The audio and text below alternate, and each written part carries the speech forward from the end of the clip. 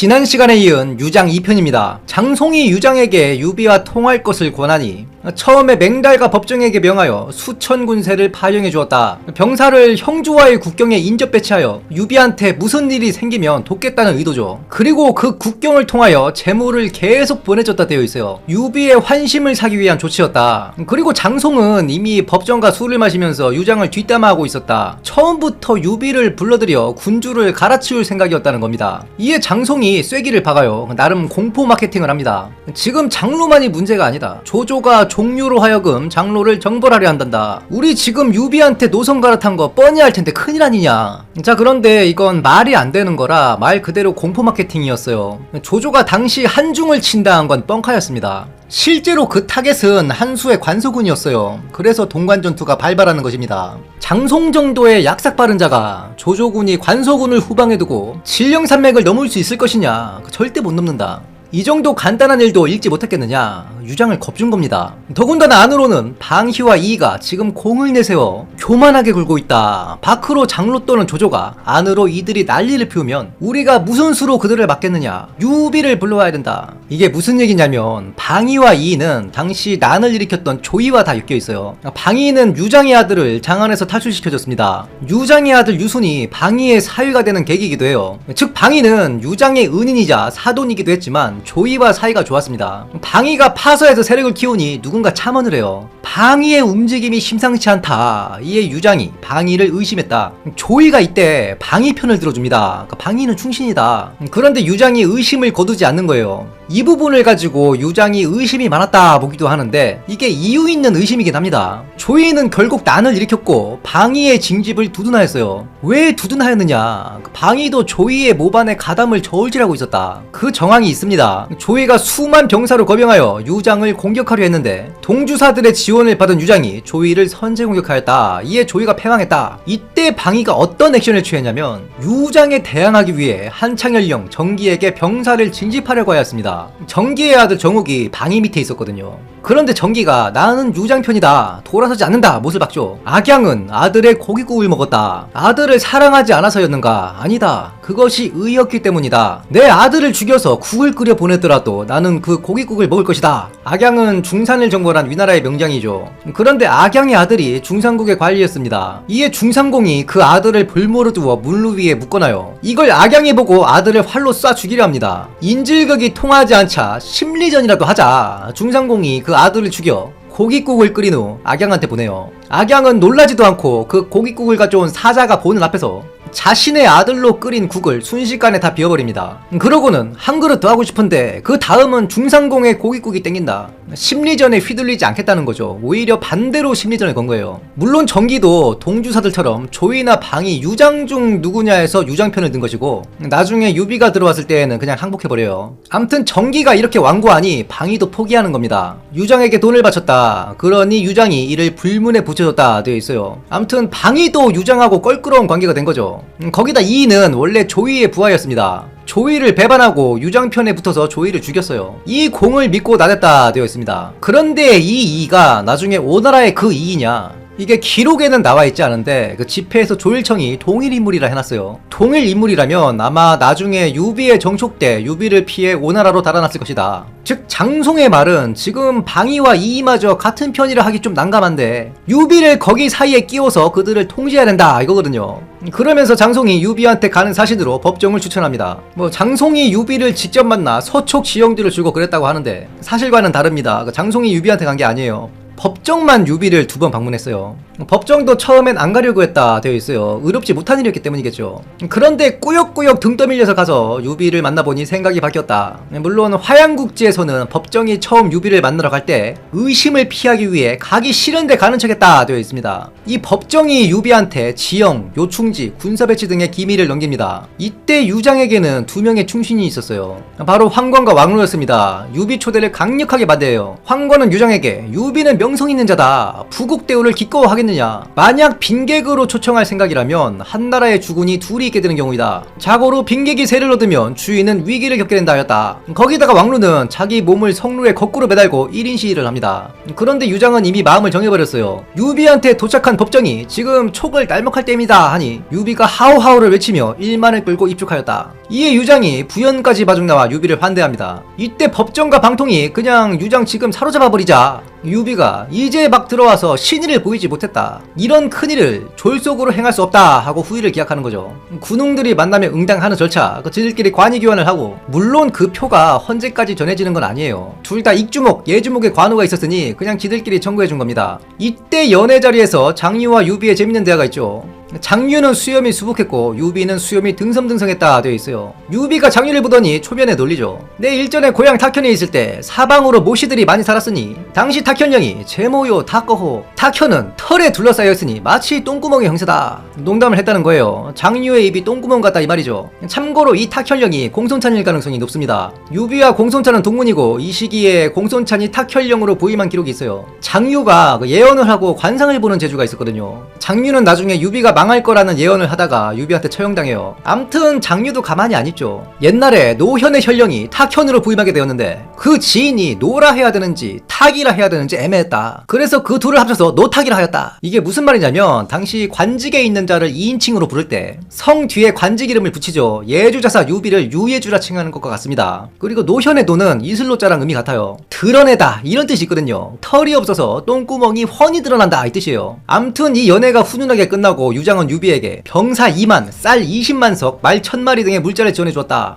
유비는 총 병력 3만으로 장로를 치러 가는 것입니다. 자, 그런데 유비가 장로를 치진 않고 민심을 헤아리고 있더라. 거기다가 유비가 뜬금없이 형주로 돌아간다고 합니다. 지금 조조가 송건이를 친다고 한다. 청리에서 관우가 악진과 대치하고 있다. 이거 구라친 거예요. 관우가 청리에서 위군과 대치한 일은 남군 공방전 때 일인데 유비가 몇 년 전의 일을 들먹인 겁니다. 장로보다 조조가 더 두려운 적이니 조조부터 맞고 오겠다. 그러니 급한 조조부터 좀 맞게 병력 1만과 군량 좀 더 내놔라. 유장이 호구 잡힌 거죠. 그런데 유장도 유비를 의심했으니 병사 4천과 물자는 요구치에 반만 주겠다요. 이에 유비가 대노하는 연기를 합니다. 자신을 따르던 병사들에게 봐라, 우리 개고생하는 동안 쟤들은 등 따시고 배부르다 언론 플레이를 한 거예요. 이때 유비를 따르던 병사들 대다수는 유장에게서 지원받은 병사들입니다. 이 병사들의 처자식들은 다 유장 밑에 있어요. 보통 이런 경우 군심을 휘어잡지 못하거든요. 종회가 실패한 이유입니다. 그런데 유비는 이걸 해내요. 놀랍게도 이 병사들이 유비를 따릅니다. 그래서 저는 이 병사들도 그 출신이 동주사의 부곡들이다 보고 있습니다. 전술했듯이 유장과 동주사는 충성을 매개로 한 관계가 아니었거든요. 이에 유비가 가맹관에서 회군하는 것입니다. 이성계의 위화도 회군, 통수 전략의 원조이다. 한편 장송은 유비의 곁에 있지 않고 성도에 남아 세작질을 하고 있었습니다. 유비가 형주로 돌아간다는 연막작전을 장송은 언지를 받지 못했으니 크게 낙담하면서 유비한테 서신했습니다. 일이 거의 성사돼 가는데 왜 형주행이냐, 이걸 형 장숙이 알아버렸어요. 그래서 동생 장송을 고발합니다. 장송이 처형되어 이 일로 유비와 유장은 전면전을 하게 되었다. 유장에게는 3만의 군대와 1년치 군량이 있었다. 그때 정도가 유비는 군량을 대부분 약탈에서 의존하고 있다. 군현의 적악과 들을 싹 다 청해버리자. 그러면 유비를 100일 안에 사로잡을 수 있다. 이 첩보를 유비가 듣고 매우 두려워했다 되어 있어요. 법정이 걱정 마라 하죠. 유장이 그런 일을 할 리가 없다. 법정의 말대로 이 정도의 필승계책은 받아들여지지 않습니다. 유장이 말하기를 임금이 백성을 지킨다는 말은 있어도 백성을 이용해 임금을 지킨다는 말은 들어본 바가 없다. 보통 이런 간언을 듣고 아니면 아니다 하고 끝이죠. 그런데 유장은 대노하여 정도를 쫓아냅니다. 어떻게 백성들의 목숨을 담보로 내 안위를 지키란 말이냐 이거예요. 이에 유비가 이르는 곳마다 들의 곡식들이 펼쳐져 있었다 되어 있어요. 저는 정도의 계책대로 파서와 자동일대 창고와 들을 불태워버렸으면 유비는 제갈량이 성도에 당도하기 전에 패망했을 거라 봐요. 그래서 유비도 그 계책을 두려워한 겁니다. 그런데 유장 입장에서는 이렇게 해버리면 그 두 군의 백성들은 먹을 것이 없어집니다. 상당수가 굶어 죽을 거예요. 물론 취곡이라 하죠. 재난이 일어난 지역의 군민들을 풍족한 쪽으로 이동시켜서 일시적으로 먹여 살리는 정책이 있었습니다. 즉 청야를 하고 군민들을 성도로 이주시켜서 먹여 살릴 수는 있어요.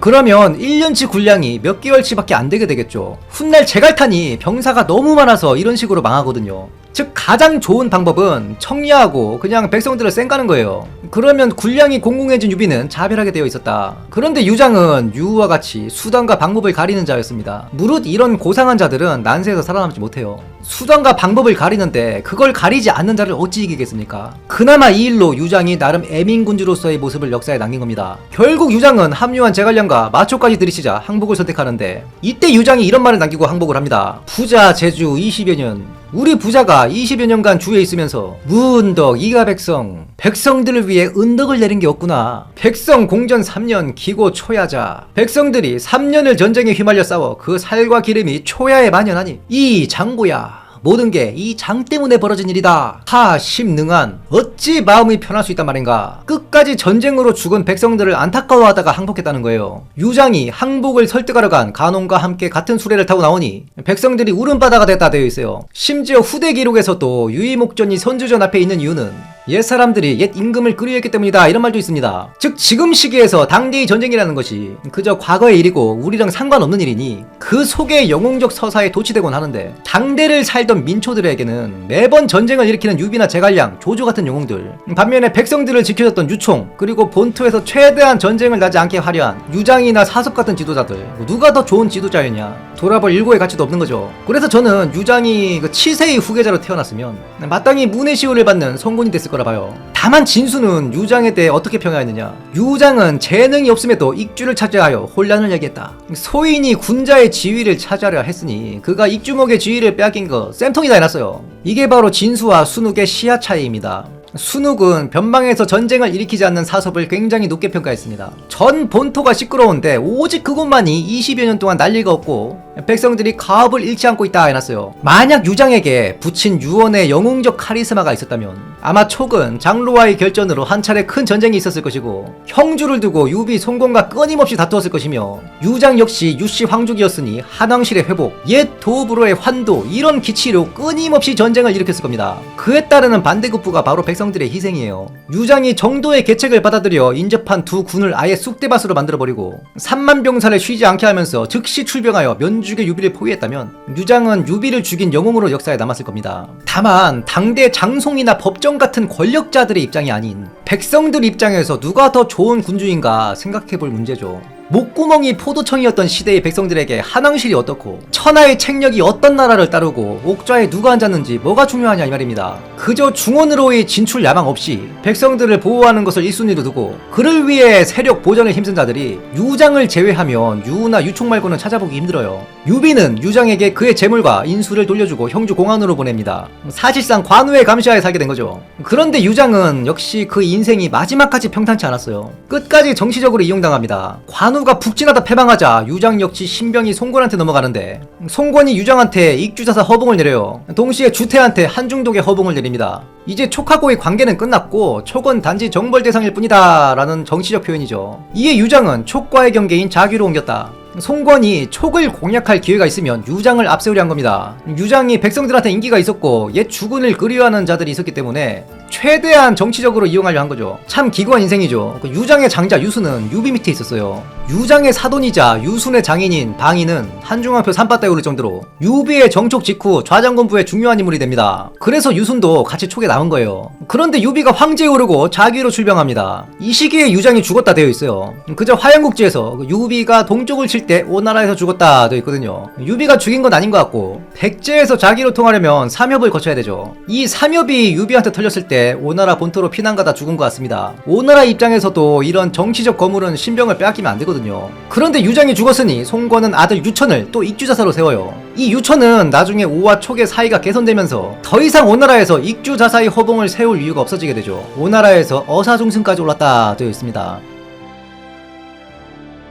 오늘도 평화로운 역경루에서 오침 중인 손찬이 형을 관정이 깨우며 이르기를 유장의 통무지정면을 논해보시오. 이에 손찬이 형이 주섬주섬 일어나 답하길 유장은 대병을 거느리고도 그 병사들을 무리기는커녕 군무를 조이나 방위 등 다른 실력자에게 위임하려 했어. 또한 그는 입지가 매우 불안했으니 군심을 잡기 어려웠을 것이오. 유장이 내준 병사를 대부분이 유비에게 붙은 것만 봐도 잘할 수 있어. 통솔은 38 리메이크에 22가 근거가 있어. 그러면 무력은 어떻소? 유장이 다툼을 싫어했다 하나 그게 절름발의 육적보다 신체 조건이 나쁘다는 것을 뜻하는 바는 아니요. 동탁의 옥고도 견뎌냈으니 무력은 40으로 대폭 올릴만 하오. 그러면 지력은 어떻소? 그는 지모가 없어 장손과 법정의 속리를 간파하지 못했어. 그럼에도 그의 대개는 도경과 유표가 유비를 끌어들여 국경에 박아놓고 이용해라 했던 전형적인 계책이라 할 수 있으니 아예 생각이 모자란 자는 아니었어. 또한 정도가 계책을 이었을 때 받아들이지 않은 것은 그것이 실패할 것이라 오판한 데서 비롯된 게 아닌 그저 백성들의 피해를 걱정해서였어. 역시 유장이 지력 16의 바보였다면 당대 명성 있었던 왕상이나 허정 같은 자들이 그를 따랐을 리 없어. 지력 역시 55로 대폭 올릴만 하오. 그러면 정치는 어떻소?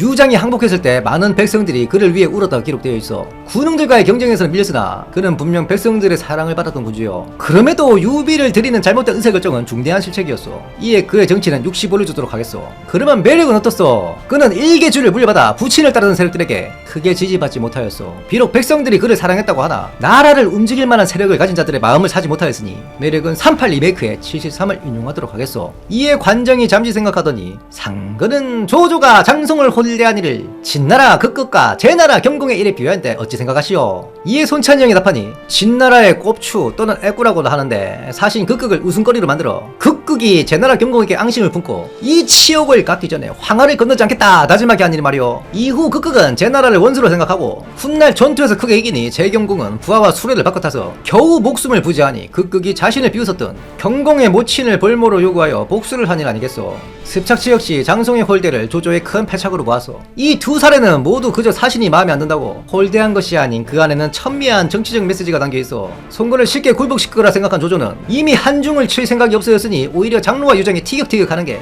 훗날 더 유리하다 보고 장송을 홀대한 것이요. 제나라 경공 역시 사신을 모욕준 것은 그 속에 진과 초의 대립 속에서 회맹의 주도권과 패자의 향방을 둔 배팅의 첨예한 국제정치적 메시지였어. 그러나 어찌 알았겠소. 그 일로 유장은 유비를 불러들여 땅을 거저내주었고 초나라에게 밀리던 진나라 경공이 예상과는 달리 약진하여 제나라는 공경에 처하게 되었어. 습작치가 말한 새가 존귀하더라도 비천함으로 지키라는 말이 이와 같소. 이 말을 엿듣던 지력이 공손어른 갑자기 스스로 폐서인 해달라고 상언하니 손찬이 형이 의아해하며 묻기를 형은 유광의 전례를 따르려고 하는 것이요. 공손어리 자세를 고쳐 앉으며 이는 천함으로 새를 유지하기 위한 계책이요. 손찬이 형이 껄껄 웃으며 그럼 일단 고구마 말랭이 녹줄부터 끊겠어 하니 공손어리 완전히 멘탈이 나가버려 그럼 취소요를 외치고 퇴청하였다. 이에 손찬이 형은 배꼽을 잡고 웃으며 다시 오춤을 청하였다. 지금까지 나약한 애민군주 유장에 대해 탐구해봤습니다. 영상이 유익하셨다면 구독, 좋아요, 알림 설정, 하이프 부탁드리며 다음 시간에도 풍성한 내용으로 찾아뵙겠습니다.